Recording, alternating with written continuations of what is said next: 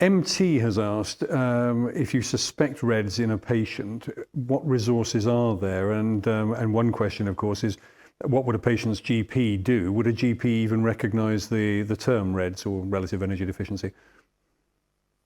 I have to say, I don't think they would. So, one of the co-founders of the Well, Dr. Bella, has actually just done some training for GPs on REDS, and she said, "Yeah, this is not something that's on their radar."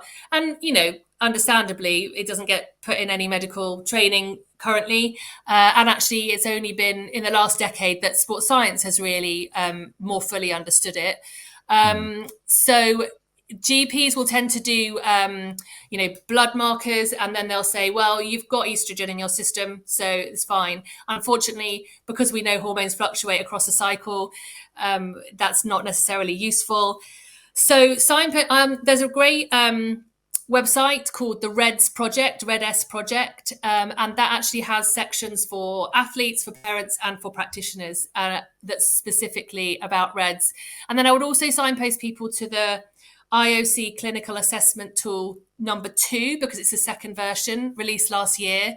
It has really, really useful information, and it has a link to an Excel spreadsheet where you could start to put data from your patients in, and it will classify their risk automatically. It kind of does some of the job for you. So yeah, that's a great paper or tool to go and have a look at. What about, do you provide resources for people as well, either in training or in other documentation?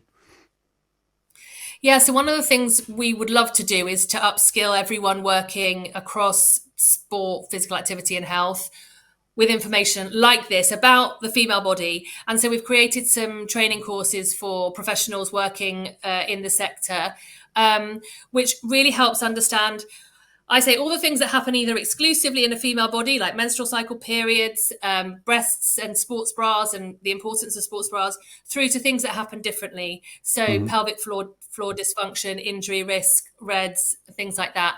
And our training courses are life stage specific. So if you're working with teenagers, women, or menopausal women or postnatal women, there's a specific course to deal with that life stage as well. And you can find those on our website.